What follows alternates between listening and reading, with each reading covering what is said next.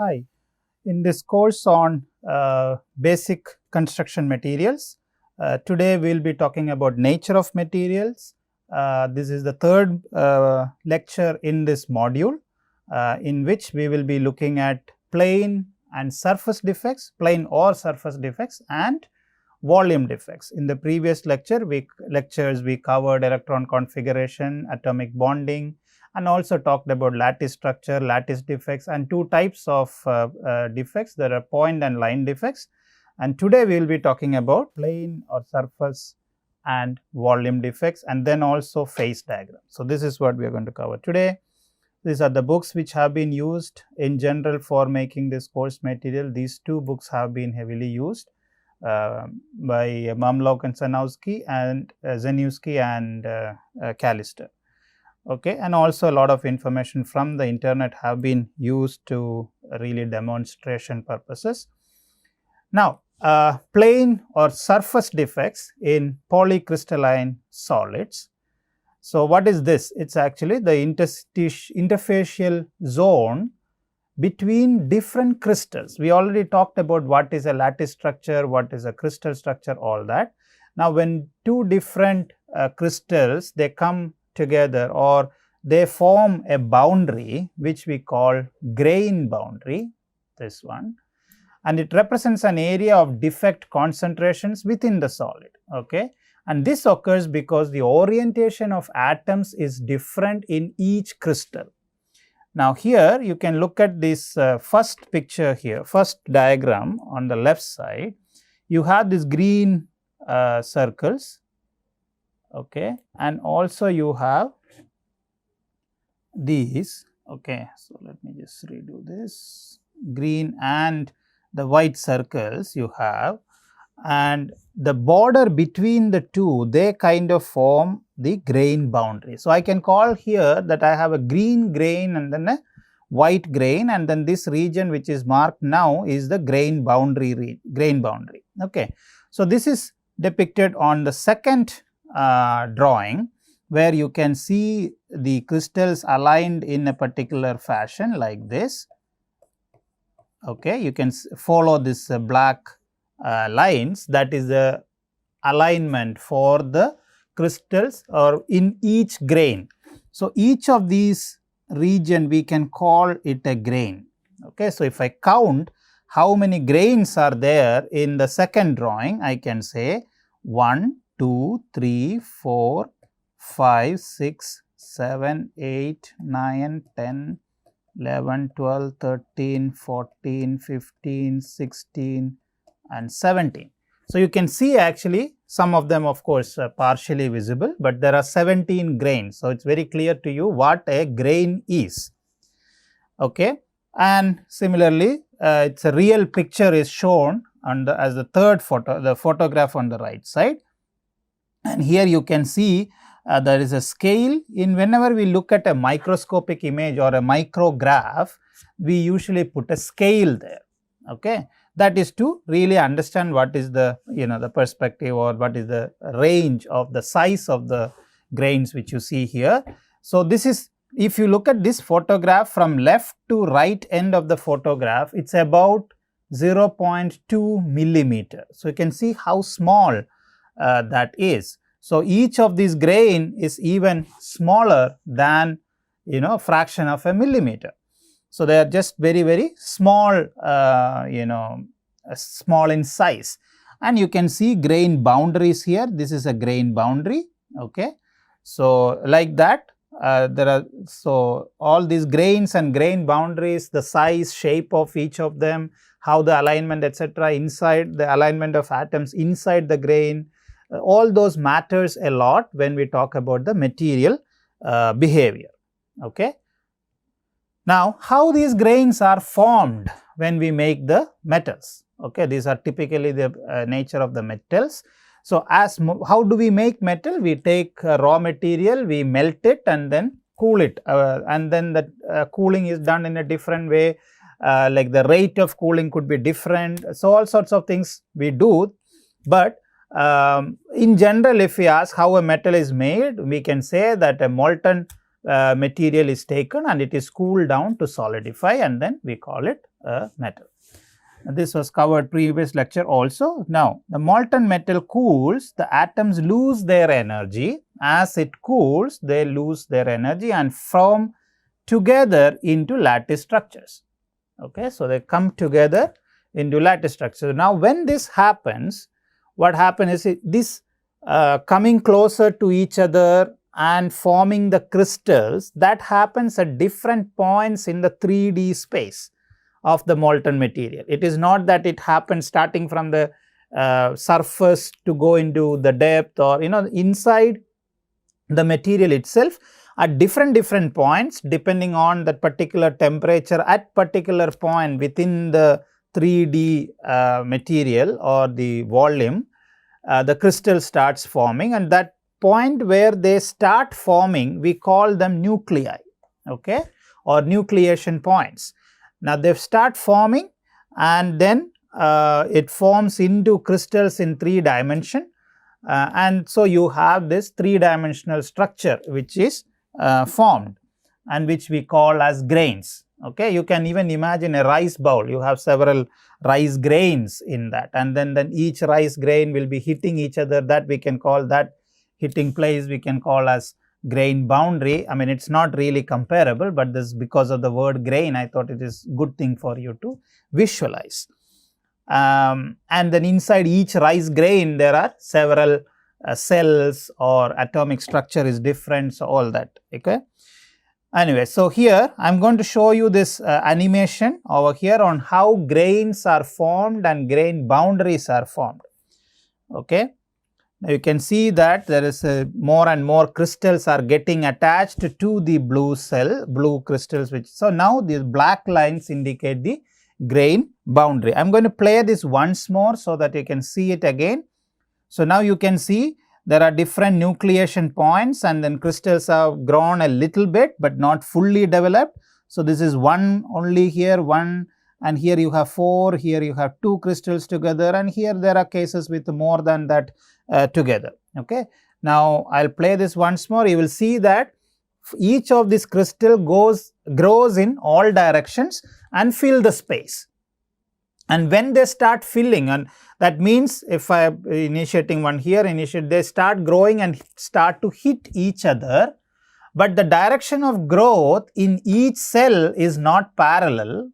Okay, or each crystal location is not parallel. So, when they grow and hit each other, there is a misalignment generated. So, I will just play once more, you can just watch. Okay, so it's crystals are growing, and then suddenly they start hitting each other, and then the entire space is filled. Okay. Now, the black line, along the black line, if you see, you can see that they are not in the same alignment.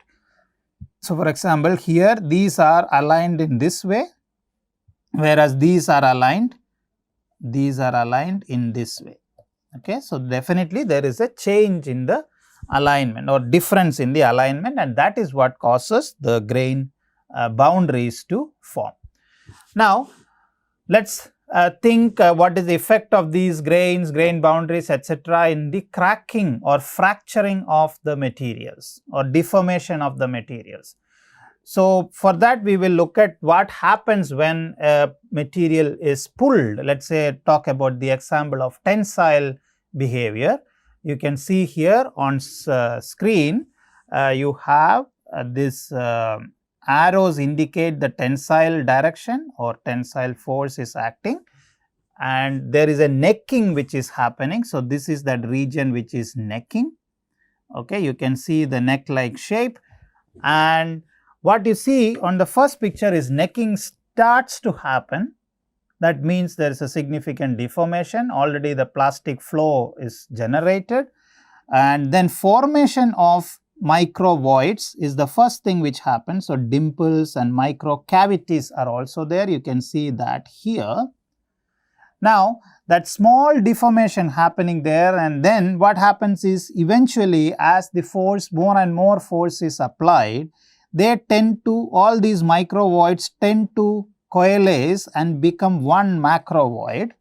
Okay, or it forms like a the large crack, visually you will be able to see the crack happening. And then eventually as you apply more force, then there is more flow of material, and then that is shear deformation is happening. And now here you should also look at the direction in which this happened. There is an angle associated with that. This is what typically you will see in ductile material. So this slide is mainly on ductile behavior, not on the brittle material failure. Okay. Now here also on the last one, when actually the fracture happens, you can see that this is in this shape. So look at the photograph at the bottom here, which is like a cup and cone. So what you see is actually a cup of the, you can see this is the shape in which it is failed. So typical we call cup cone mode. You can search in the internet on how they are looking, cup cone failure. So when you pull the top portion here, the top portion here, it's like this, and the bottom portion is like this. So bottom portion is, it's like this. So here I can say the top portion, which is the same as the photograph here. Okay, it's just upside down, but that photograph is of the top portion. Here I can call that as the cone, and the bottom portion is the cup. Okay, so you know what is cup cone behavior right now. So but still go read in textbooks where you will get much more clear explanations on that.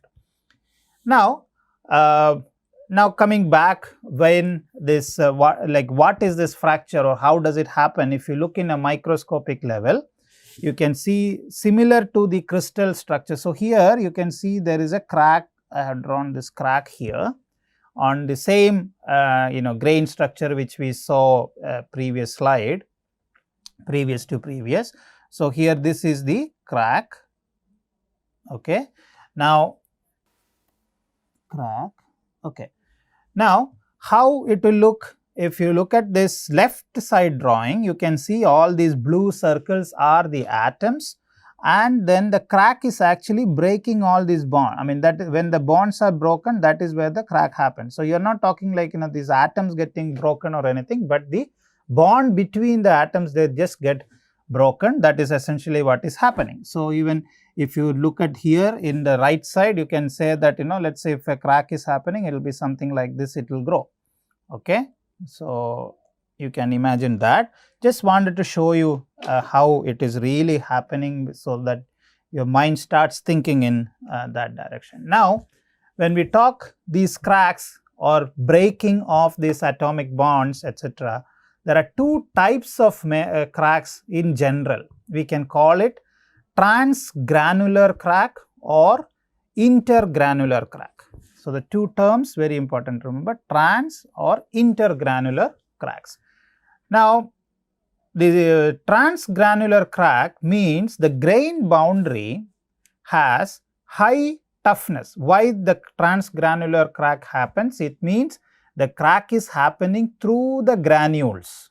Okay, or here we can call each grain as the crack is happening through the grain. You can see this thick black line in this drawing here on the right side top, the thick black line. So the arrows indicate the tensile force which are acting.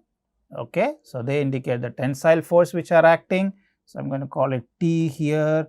So it's being pulled in the vertical direction, and then there is a crack which is happening. That's the thick black line on the drawing. Now that crack is going through the grains. You can see here, for example, it is this particular grain is actually broken. Okay, so the black line, thick black line is going, or the crack is going through the grains. Here also you can see it is going through the grains. It's through the grains. It's also happening through the grain. So all these are happening, or crack is going through the grain, then we call it transgranular crack. And why it is happening like that? I can say that the grain boundaries are actually stronger in that case as compared to grain themselves. Okay. So anyway, more energy is required to crack in general in this case, and then cracks propagate through the grains. Then fracture surface has faceted texture, because of different orientation of cleavage planes. I'll show a picture on the next slide, then it will be very clear to you what I am talking here. Before we show that, or let me just show you that picture. So, this is on the left side here, this one. Okay, you can see that this is one grain, and then this is completely fractured here. Okay, so all these are happening through the grain, or the grain itself is cracked. Okay, now come going back to the previous slide. So, now the second type of crack is intergranular crack, where grain boundary has in general low toughness. In the first case, grain boundary had high toughness and grains were actually weaker. In the intergranular case, you have grain boundary which is having low toughness, or fails earlier, or cracks or breaks earlier, fractures earlier. Now, typically less energy is required to crack in this, but again I am making a general statement here, but specific material to material, these less and more and all that will keep changing. But in general, this is the scenario. Now, cracks propagate through where? They propagate through the grain boundaries, or along the grain boundaries. You can see here in the bottom right image, you can see that they are actually going along the grain boundaries. They are not really cutting through the grains. Okay, so that's what it is.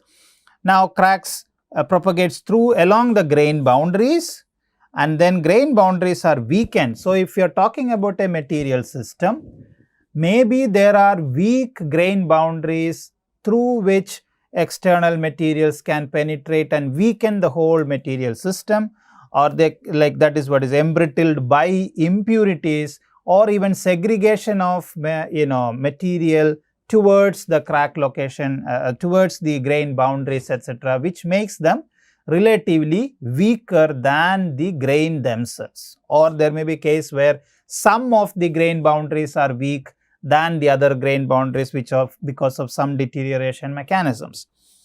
Okay.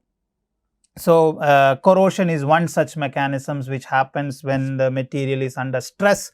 There is something called stress corrosion cracking. So, this generally happens along the grain boundary. So, different mechanisms of deterioration are there, but for now at this point you need to just understand where the crack happens and what is the reason for that.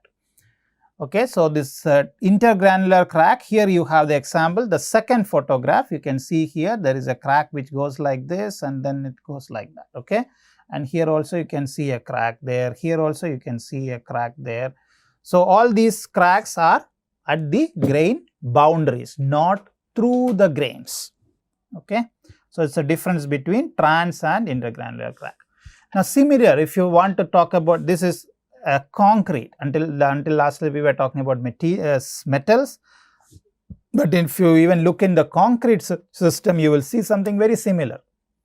When you say you can see aggregates here, this is an aggregate, aggregate, aggregate, aggregate, all these are aggregate, and then you have cement paste that I am going to write it as C, cement paste all around, covering or surrounding the aggregates. Now, you look at this crack here, there is one crack over here which is actually cutting the aggregate. So, I am going to draw the aggregate very closely here. This is the aggregate part here. Okay, you can see it. Let me erase that so that you can see very clearly. So, that is the aggregate which is cracked. So, I can say that that aggregate is actually weaker than the cement paste around it, or the boundary between the aggregate and the cement paste, that is, this boundary is stronger than the aggregate itself. Okay. So, in concrete, typically when we talk about high strength concrete, you will see that most of the times when it breaks, if you take a cylinder and then test it in the laboratory, you will do that in class. So, when you in the laboratory class, when you compress the concrete, it will break, and at that time you will, if you look at the surface of the fractured surface, you will see that in some cases aggregates will itself be broken, and in some other cases you will see that aggregates do not break, but the fracture happens along the boundary of the aggregate, like this here. Okay, you can see this in right here. You can see that. Okay. So, this different types, so that depends on which is weaker material, and then crack will happen through that. Okay.